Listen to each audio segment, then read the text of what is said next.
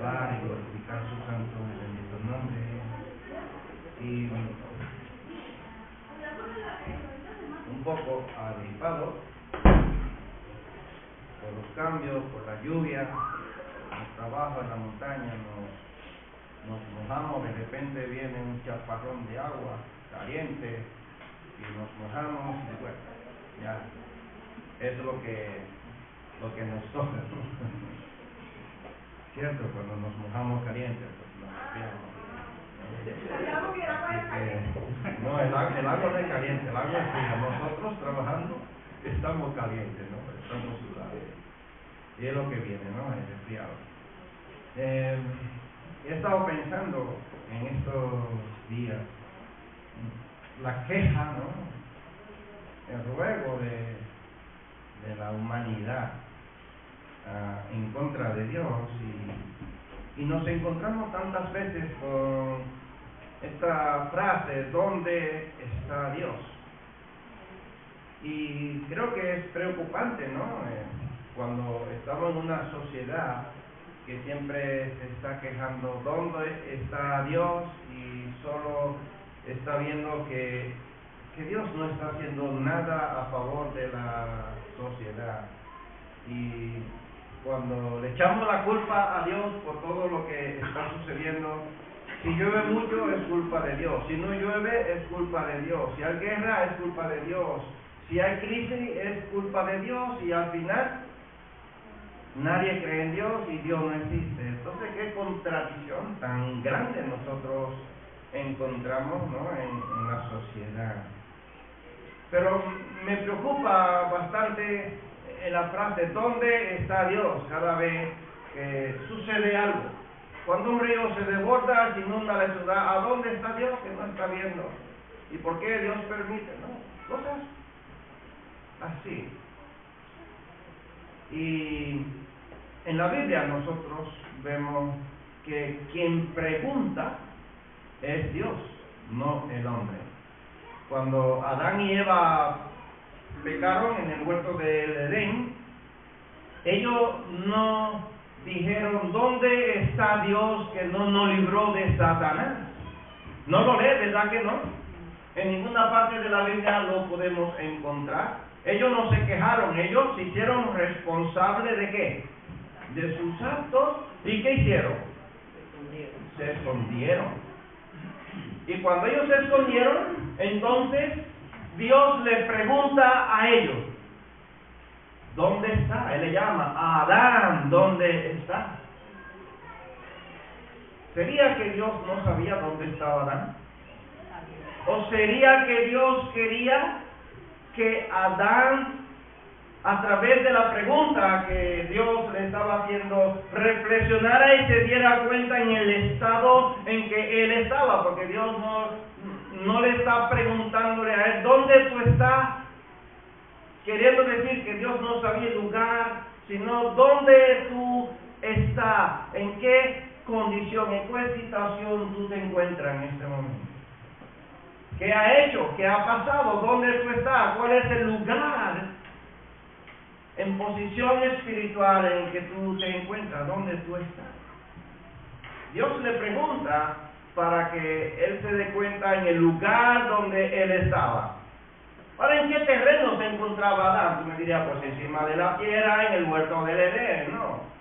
¿En qué terreno estaba Adán en ese momento, Adán y Eva? ¿En el terreno de Dios o estaba en el terreno del enemigo? Creo que estaba ya en posición, estaba en el poder ¿de quién? Del enemigo, no estaba en el poder de Dios. Por eso se escondió. Por eso se escondió. Y lo que quiero, hermanos, que meditemos es que cuando el hombre se escondió fue porque el hombre era consciente. Escucha bien, el hombre era consciente, el hombre sabía perfectamente que Dios estaba en cualquier lugar, en todos los lugares. Por eso se escondió, porque el hombre no podía saber exactamente el lugar donde estaba Dios, pero Dios sí sabía perfectamente el lugar donde estaba, ¿quién? El hombre. Y eso es lo que la sociedad hoy día no entiende. Que Dios conoce el estado, la situación en que está el hombre. En un estado alejado de Dios, que no cree en Dios, y que al final le echa la culpa ¿a quién? A Dios. ¿Adán y Eva le echaron la culpa a Dios?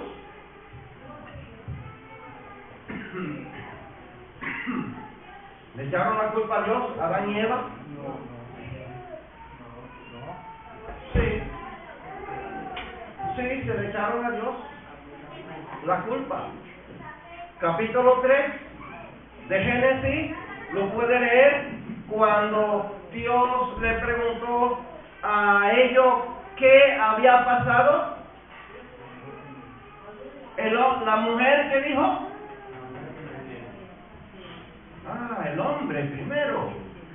La mujer que tú me diste.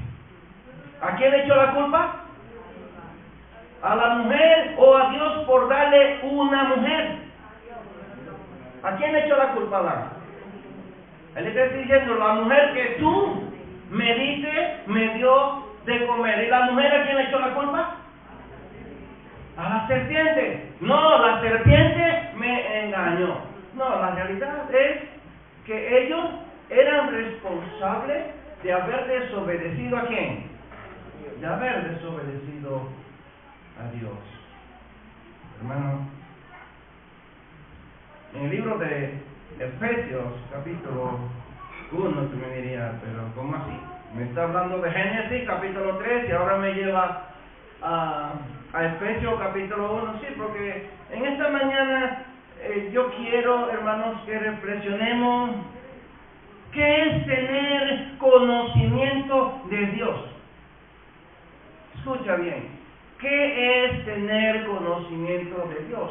Adán y Eva desde el principio tenían conocimiento de Dios. Por eso se escondieron, porque ellos sabían que Dios estaba en todos los lados. Él es omnipresente. Todo lo contrario de lo que es el ser humano. Ahora vámonos al capítulo 1, versículo 17 hasta el versículo 22. Escucha lo que dice la oración de Pablo por los hermanos de Efesios. Para que el Dios de nuestro Señor Jesucristo, el Padre de gloria, os dé espíritu de sabiduría y de revelación en el conocimiento de Él. Podemos decir en el conocimiento de Dios. Versículo 18. Alumbrando los ojos de vuestro entendimiento para que sepáis cuál es la esperanza a que Él os llamó y cuáles las riquezas de la gloria de su herencia en los santos, y cuál la supereminente grandeza de su poder para con nosotros los que creemos, según la operación del poder de su fuerza, la cual operó en Cristo Jesús, resucitándole de los muertos y sentándole a su diestra en los lugares celestiales, sobre todo principado y autoridad y poder y señorío, y sobre todo nombre que se nombra no solo en este siglo, sino también en el venidero. Y sometió todas las cosas bajo sus pies, y lo dio por cabeza sobre todas las cosas a la iglesia, la cual es su cuerpo, la plenitud de aquel que todo lo llena. Amén. Padre, te alabamos y te damos gracias, porque tu palabra son verdad, y a través de ella nosotros podemos encontrar plenamente de quién eres tú, oh Jehová. Podemos vernos reflejados a través de ella, tan pecador, tan miserable, tan alejado de ti. También podemos vernos tan necesitados, tan sedientos, tan hambrientos de conocerte a ti. Padre, por eso en esta mañana te pedimos que tú nos des sabiduría para continuar hacia adelante, creciendo en el conocimiento de tu verdad. En el nombre de Jesús. Amén.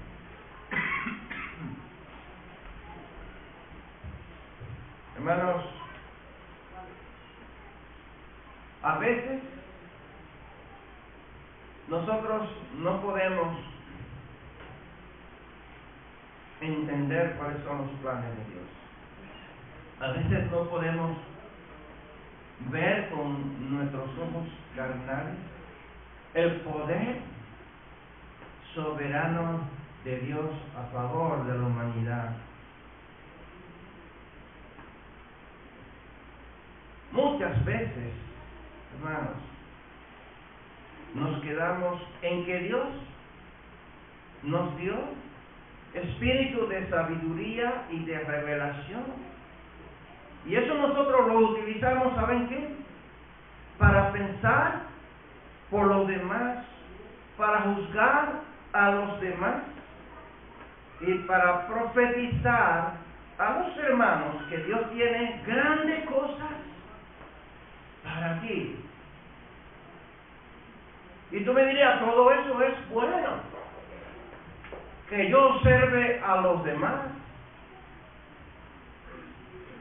que yo les profetice a los demás las maravillas, las cosas bonitas que Dios tiene para cada uno de nosotros,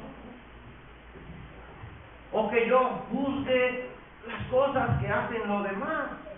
Y tú me dirías, es que todo eso pues le permitirá a que él vea su error y que él tenga un buen crecimiento espiritual. Y si todo eso se convierte en lo contrario y lo que hace es que yo peque y que el hermano se aleje de Dios. ¿Y cuántas veces ha sucedido, verdad que sí? Esto puede ser bueno, puede ser para bien, pero la Biblia nos manda a nosotros ¿a qué? A que no murmuremos, que no critiquemos, que no juzguemos a los demás. Primero, nuestra vida. La vida que está en nuestros ojos. Y a la persona le gusta eso, ¿no? Que le digan que Dios tiene grandes planes para ti, grandes propósitos, que tú vas a ser un gran empresario, que tú vas a tener riqueza, que tú vas a vivir bien, que tú eres un rey, que Dios te va a dar de todo lo que tú necesites. Gloria a Dios, y Él nos lo da a nosotros, pero tenemos a un joven que era rico y que Jesús le dijo, ven que vende todo lo que tú tienes, repárteselos a los pobres, y ven y sígueme. Y este joven dice que se fue orgulloso, contento, vendió todo, se lo repartió a los pobres y vino y siguió a Jesús. ¿Es eso la verdad? Eso no es la verdad. Esa no es la verdad. Se fue como triste. Se fue ofendido, pero se fue muy triste porque voy a dejar todo lo que yo tengo y voy a seguir a ustedes que no tienen casa, que se duermen en el monte donde le coja sueño, de verdad, que no tienen comida. Esto es duro, hermano.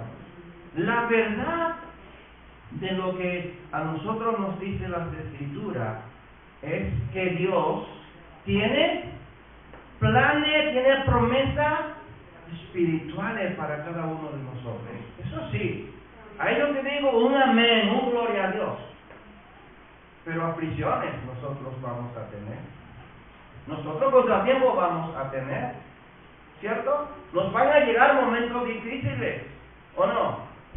Claro que sí, hermano. Los planes que Dios tiene para cada uno de nosotros son planes ¿de qué? De bien, dice las Escrituras. Planes de bien.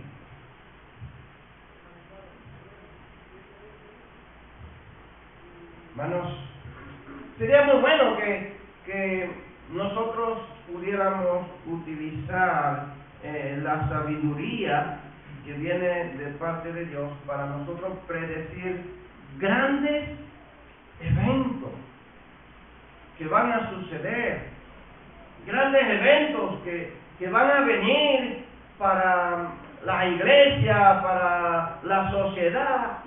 Sí, y esto es lo que nosotros en realidad queremos, ¿o no? Pero ¿por qué nosotros no ponemos nuestras miras espirituales en los grandes eventos futuros que Dios tiene para la iglesia? ¿Y por qué solamente nosotros fijar los ojos en las cosas materiales que solo nos van a dar nosotros perdición? Escucha, yo te pido que tú leas el capítulo 3 de Génesis y analiza esas tres cosas que Satanás hizo que la mujer fijara los ojos en la fruta. Hay tres cosas allí. Dice la Biblia que la mujer vio que era bonita, agradable a los ojos. ¿Qué otra cosa vio? Que era, ¿qué? Codiciable.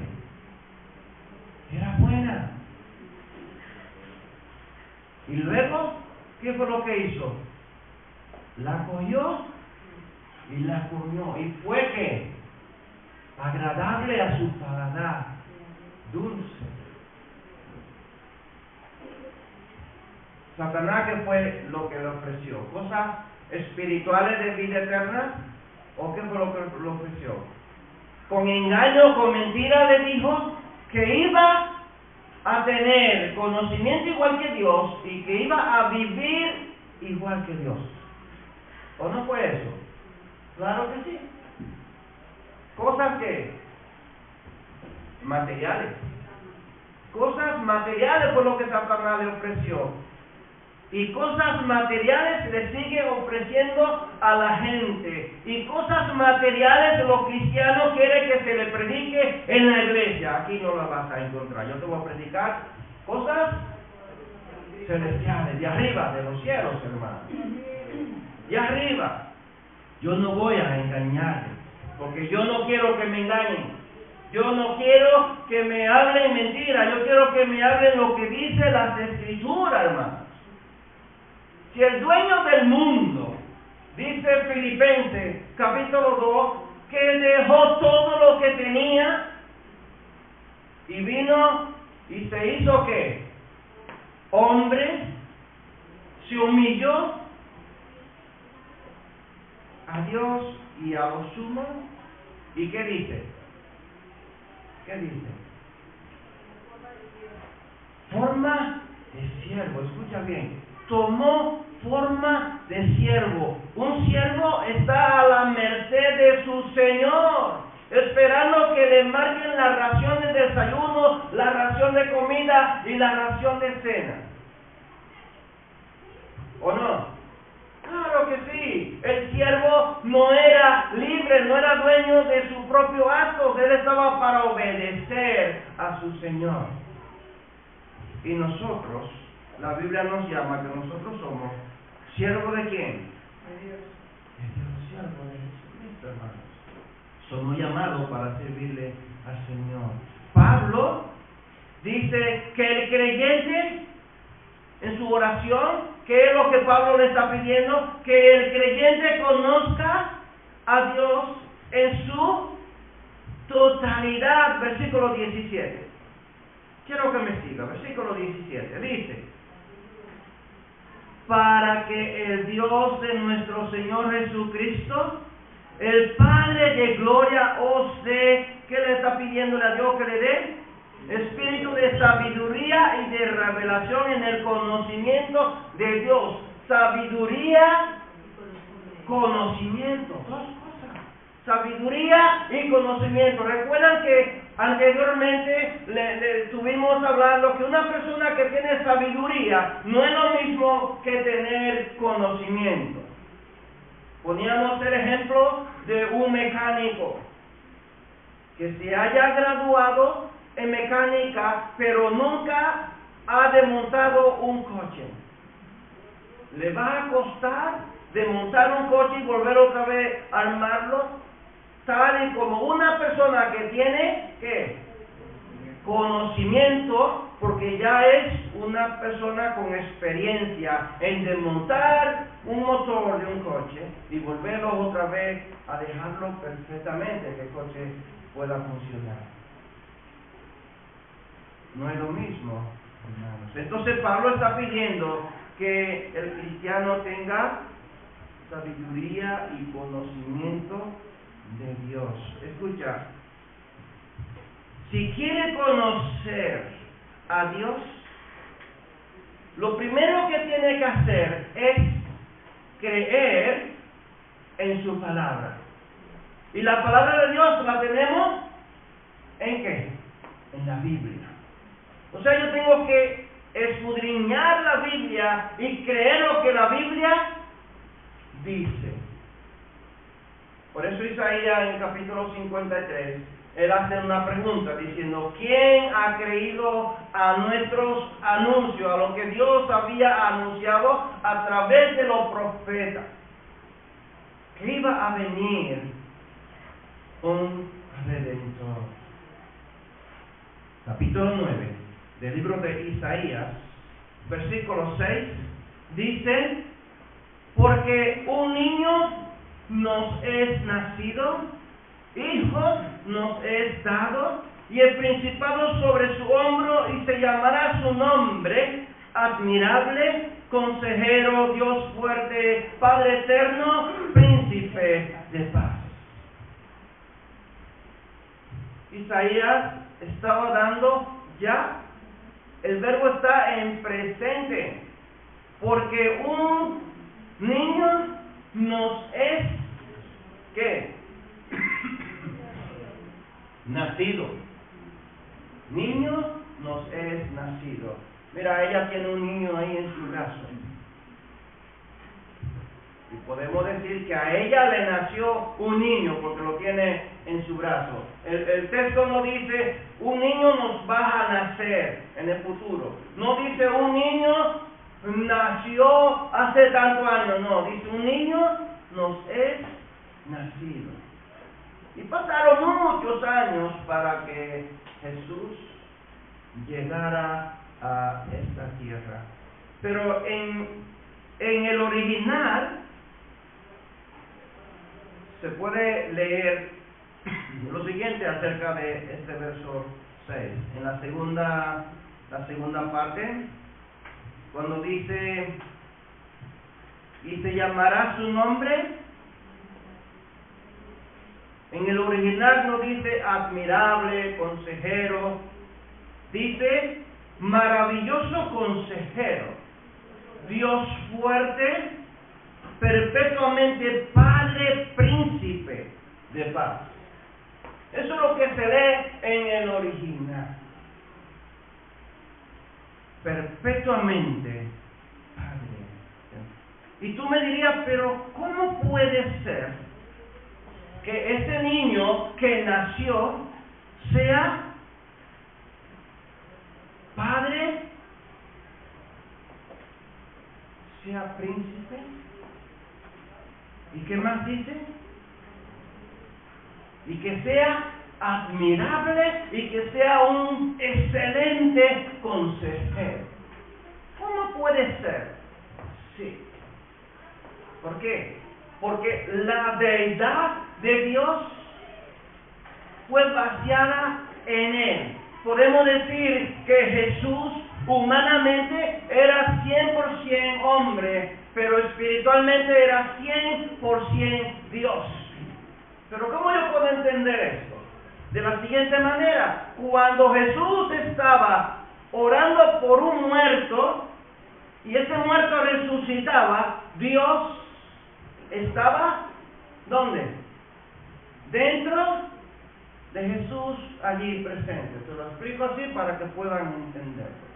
Donde quiera que Jesús estaba, la deidad de Dios vaciada en Él estaba ahí. No sé si recuerdan cuando Él se manifestó, cuando estaba con Juan, con Pedro, y apareció Moisés y Elías en la transfiguración de Jesús. ¿Qué fue lo que le pasó a Jesús?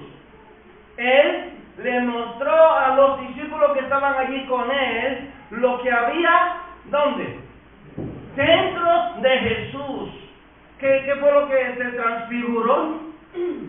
Su pelo, su ropa y todo su físico resplandeció totalmente, que superaba la luz del sol. Dios estaba en Cristo. Lo dice la Escritura así, literalmente, reconciliando consigo mismo al mundo. Hermano, Pablo, ¿qué es lo que quiere que nosotros conozcamos? Que la deidad de Dios estaba en Jesús. Y eso nosotros tenemos que tener ¿qué? Conocimiento y sabiduría. El hombre lo ha perdido. El hombre ha perdido el conocer a Dios. Y muchas veces nosotros queremos entender, queremos decir, o muchas veces nosotros expresamos que nosotros conocemos a Dios. Hermanos, cuando nosotros leemos en las Escrituras, maravilloso consejero, Dios fuerte, perpetuamente Padre, príncipe de paz, nosotros podemos entender que Jesús conoce desde la eternidad, de antes de la fundación del mundo, los designios de Dios. Conoce a profundidad quién es Dios, por eso Él es un excelente consejero. ¿Por qué Jesús la Biblia le llama que Él es Dios fuerte? En otras partes dice, Dios con nosotros, ¿verdad que sí? Dios con nosotros. ¿Por qué? Él tiene sabiduría sin límite. ¿Sabía eso? Como Él tiene sabiduría sin límite, así mismo tiene poder infinito. Podía decirle a un muerto, levántate, y se levantaba, ¿o no? Encontramos a Lázaro, encontramos a la hija de Jairo, encontramos sanidades que Él hizo, tantos milagros. ¿Por qué? Porque Él tenía poder para hacerlo. Pero también Él tiene, ¿qué? Sabiduría para conocer los pensamientos de los fariseos, de los publicanos y de todos estos grupos que había que maquinaban cosas en contra de Él. Cada vez que Él hacía un milagro en sábado, se levantaban y Jesús les decía, ¿y por qué ustedes maquinan en sus corazones? En el capítulo 3 de Juan nosotros encontramos a Jesús hablando con la samaritana, y la samaritana fue y le dijo a todos los moradores de la ciudad, vengan que aquí hay un hombre que parece profeta, porque me ha contado todo de mí, todo lo que yo soy. Jesús sabía lo que había dentro. ¿Por qué? Porque Él es Dios, Dios fuerte. Perpetuamente Padre, siempre actúa como un buen Padre. Y un buen Padre, ¿qué es lo que hace? Suplir las necesidades de los hijos, ¿o no? Claro que sí. Él puede suplir nuestras necesidades. Príncipe de paz, porque Él es Rey que preserva, ordena y crea paz. en el interior de cada uno de nosotros. Él es una fuente de paz. Él es un príncipe que ordena, que gobierna todo perfectamente, sin cometer errores, sin tener distinciones entre una persona y otra. Hermano, vuelvo y te repito, si tú quieres conocer a Dios, tienes que creer lo que dice su palabra. Y para yo creer lo que dice su palabra, yo tengo que irme a las Escrituras, tengo que irme a la Biblia, a leerla, a escudriñarla, si de lo contrario no puedo conocerla. Yo tengo que saber lo que me dice la Biblia. Hermano, Pablo quiere que el cristiano sepa que la deidad de Dios opera en Jesús y que en Él tenemos esperanza de compartir su morada y disfrutar de todo lo que hay. ¿Dónde? En su reino. Nos quedamos poco, hermanos. Nos quedamos cortitos en comprender los planes de Dios, cuáles son su propósito, cuál es su morada, quién es Él. Tú te imaginas que tú llegues a un lugar y que haya un resplandor de luz que te deje ciego y que tú no puedas ver nada. ¿Te lo imaginas? Debería de ser bastante difícil. Muchas personas se han quedado ciegos en las discotecas por tantas luces que hay. ¿Lo sabían? Sí. Imagínate un resplandor de luz. Y Dios está rodeado de ¿qué? De luz. ¿O no? Está rodeado de luz. Uno de los profetas, creo que el profeta Malaquías, dice que Él es el sol de justicia. Imagínate la luz del sol, la distancia que hay del sol aquí a la tierra, y nosotros no podemos soportar el calor. Imagínate acercándote al sol. Todavía no han podido inventar un aparato que llegue al sol. Supuestamente dentro, no sé si era de 6 años o algo así, están perfeccionando uno que se va a aproximar al sol no sé cuántos años luz. O sea que no puede llegar al sol y ponerse allí a observarlo de cerca. No pueden, hermano. A Dios, tú no te puedes acercártele si tú no le conoces en totalidad quién es Él. Él es santo, por tanto nosotros tenemos que tener conocimiento de lo que es la santidad. Tenemos que tener conocimiento de lo que es la perfección de Dios. Y tenemos que acercarnos a Dios con ese conocimiento de saber que no tiene relación con el pecado. Y si tú eres pecador, no te puedes acercarte a Dios. Tenemos que abandonar todo el pecado que hay en nosotros. Bueno, si tú quieres conocer a Dios, tienes que conocer el misterio del poder de Dios para salvación. ¿Cuál es la esperanza a la que Él te ha llamado? Tienes que saber que es todo lo que Dios te ha dado, que son todas esas cosas que Dios tiene. Hermano, la pobreza espiritual que hay en cada uno de nosotros no nos deja ver la grandeza del poder de Dios para tu herencia. Imagínate que a ti te digan que tú eres heredero de tantos edificios, de tantas empresas, de tantos millones de euros, y tú dices, ¿de verdad? Tú te quedarías ahí en tu casa diciendo, soy rico, y no te va a investigar si de verdad es, no te va a hacer una documentación y ponerlo todo a nombre tuyo, y disfrutar de todo eso, y gobernar, o no gobernar, sino administrarlo todo. ¿O lo dejas así solamente con que te digan que tú eres heredero? ¿Tú qué harías? Yo me iría directamente a ver si es verdad, me buscaría un abogado, pondría todo a nombre mío y entonces lo empiezo a administrarlo, ¿o no?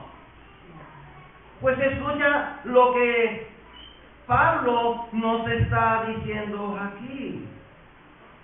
Dice, versículo 19, ¿y cuál es su preeminente grandeza de su poder para con nosotros?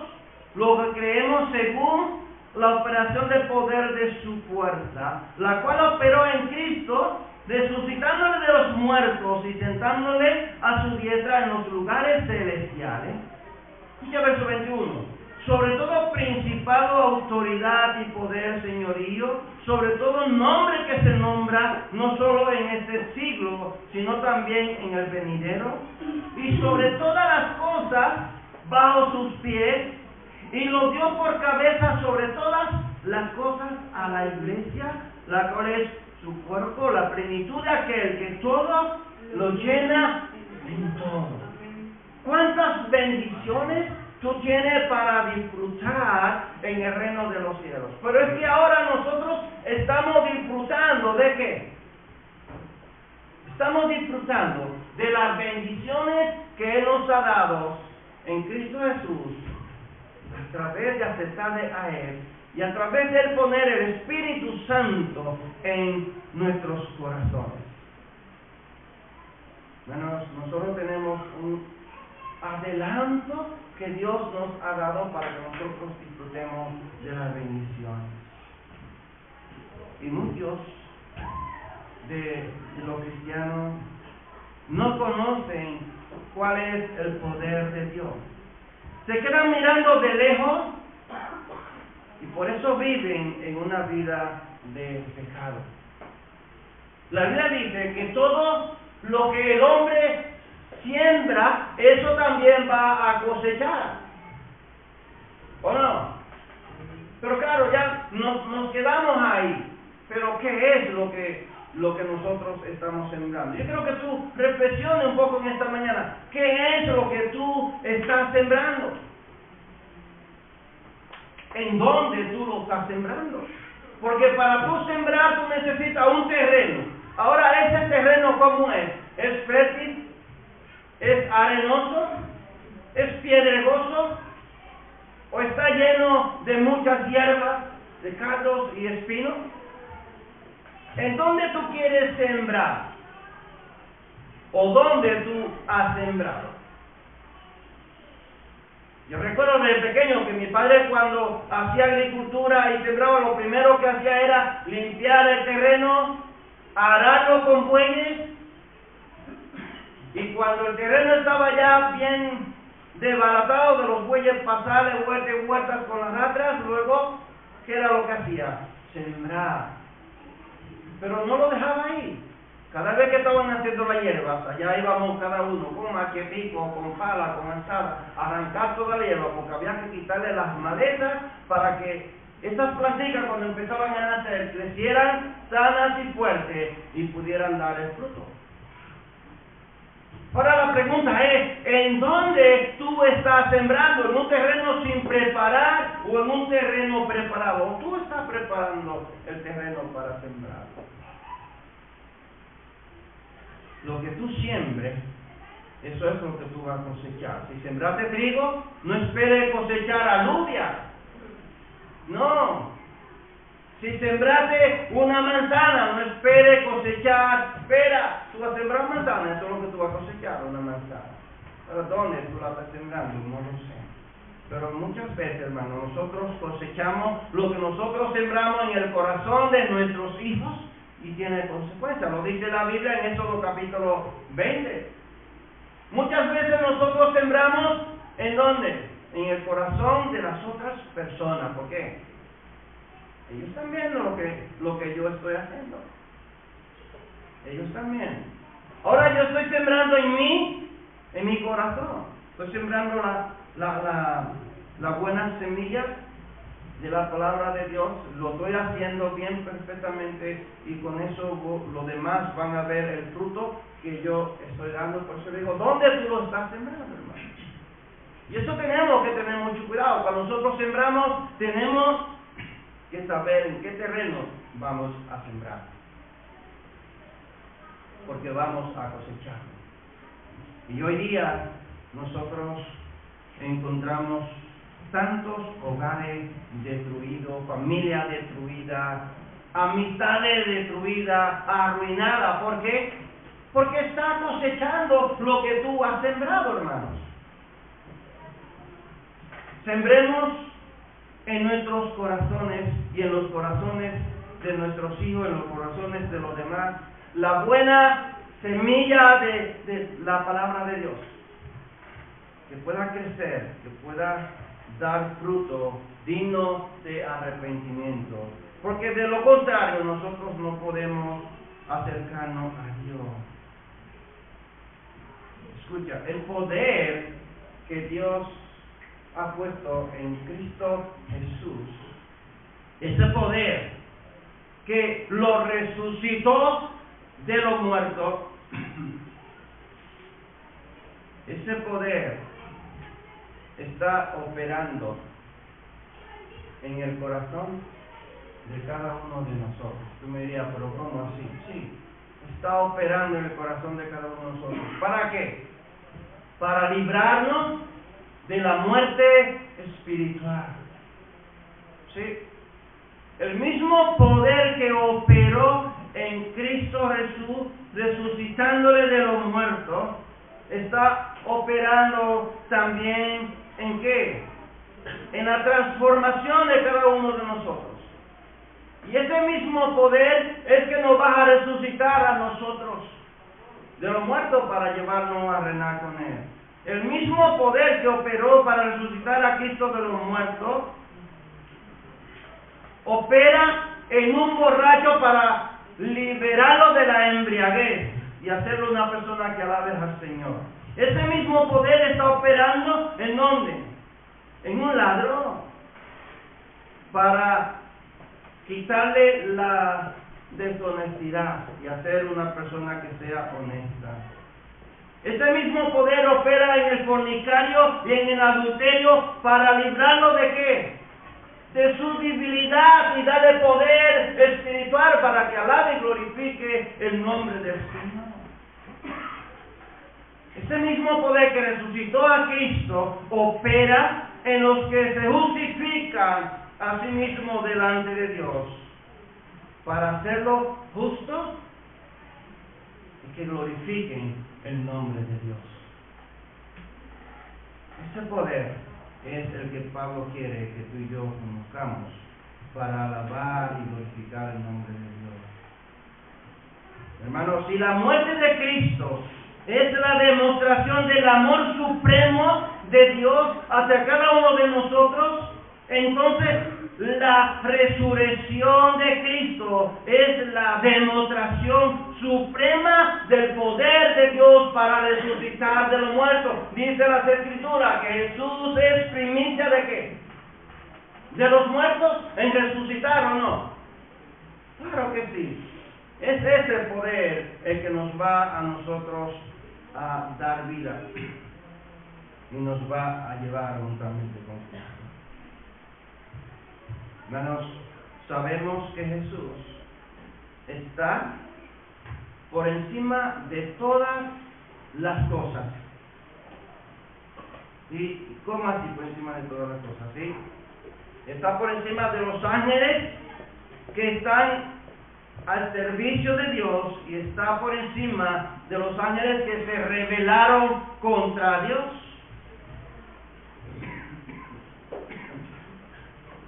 La Biblia dice que Dios sometió todas las cosas ¿bajo de qué? Bajo de su pie.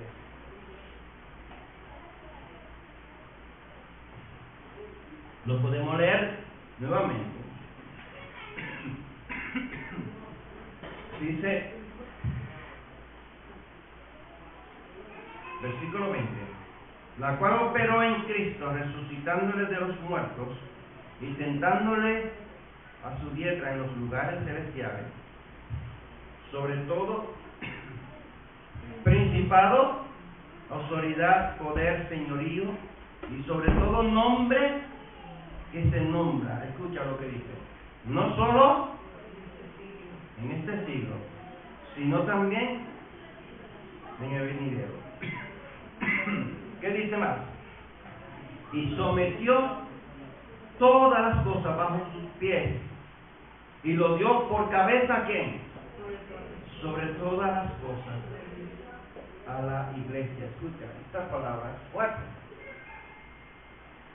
Lo dio por cabeza a todas las cosas. Jesús dijo que la puerta del Hades no iba a prevalecer contra la iglesia. Ayer estoy analizando el Apocalipsis y en el capítulo 14 hay 144,000 sellados que están también en el capítulo 5, creo, ¿no? Capítulo 7 del Apocalipsis. Los 144,000 sellados. Ayer hablábamos con los hermanos que están desde el principio, desde el capítulo 7, y toda la gran tribulación están ahí. Y estuve mirando los comentaristas, los teólogos, lo que dicen. Y estos 144,000 sellados no están solo para predicar el Evangelio. Están para proteger a todas personas que alaben, que glorifiquen el nombre de Dios, desde que empieza la gran tribulación hasta que termina la gran tribulación. Es como si fueran unos paladines a favor del ministerio de Dios, hermano. Gloria a Dios. La puerta del Hades no puede prevalecer contra la iglesia. ¿Tú sabes cuál es el poder de Dios operando a tu favor, a mi favor, para librarnos de todo el peligro, hermanos? Para librarnos de las garras del enemigo, para librarnos de caer en las pruebas, en el pecado. Si tú conocieras cuál es el poder de Dios, Jesús le dijo a la samaritana, si tú conocieras cuál es el don de Dios, queriendo decir cuál es el poder de Dios, tú le pedirías no solamente agua de ese pozo, le pedirías agua de vida. Que traten para vida eterna. Si nosotros conociéramos cuál es el poder de Dios obrando a nuestro favor, nosotros fuéramos cristianos diferentes. Cristianos que alabáramos el nombre del Señor. Cristianos que en nuestra familia también vinieran al conocimiento de Dios, estuvieran en las iglesias, solamente por ver la mano de Dios obrando en mí. Tremendo, hermano, el poder que tiene Dios a favor de cada uno de nosotros. Si Cristo Jesús murió en la cruz del Calvario por ti y por mí, nosotros deberíamos de valorar ese sacrificio, deberíamos de ver la mano de Dios obrando a nuestro favor. Yo me gustaría que si tú quieres conocer a Dios en verdad tal y como es, si tú quieres conocerlo a Dios, tendrías que pedirle a Él que te dé sabiduría y que te dé conocimiento. Bueno, si Dios sometió todas las cosas bajo los pies de Cristo, quiere decir que Él tiene el poder, Él tiene la autoridad para pedirle al Padre que nos dé eso que tú estás pidiendo. Pero escucha, que no sean cosas materiales. Las cosas materiales vienen por añadidura como una bendición por tu ser fiel a Dios. Que es que eso es todo lo contrario, hermano, a lo que nosotros escuchamos a diario. Amén. Primeramente, nosotros queremos la bendición de Dios para entonces yo servir a Dios. No, Jesús dijo, no solo de pan vivirá el hombre, sino de toda palabra que sale de ¿qué? De la boca de Dios. Primero busca el reino de Dios y su justicia, y las demás cosas serán añadida. Esas son las promesas de Dios. Primero acércate a Dios. Bueno, Dios puso todo en Jesús. Esto se conoce como el grado de exaltación de Jesús. El grado de exaltación de Jesús es que Él está sentado a la diestra de Dios el Padre, que Él está ahí, obrando por ti y por mí, a favor de su iglesia, a favor de cada uno de nosotros como iglesia, hermano. Que Dios te bendiga, que Dios te guarde.